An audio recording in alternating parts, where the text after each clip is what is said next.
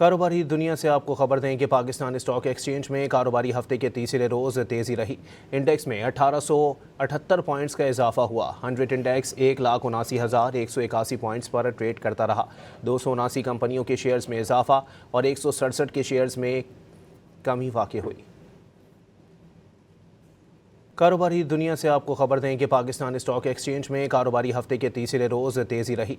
Index में 1878 points का इजाफा हुआ। 100 इंडेक्स 1,79,181 पॉइंट्स पर ट्रेड करता रहा। 279 कंपनियों के शेयर्स में इजाफा और 167 के शेयर्स में कमी वाक़ई हुई। कारोबारी दुनिया से आपको खबर दें कि पाकिस्तान स्टॉक एक्सचेंज में कारोबारी हफ्ते के तीसरे रोज़ तेज़ी रही। इंडेक्स में 1878 पॉइंट्स का इजाफा हुआ। 100 इंडेक्स 1,79,181 पॉइंट्स पर ट्रेड करता रहा। 279 कंपनियों के शेयर्स में इजाफा और 167 के शेयर्स में कमी वाक़ई हुई।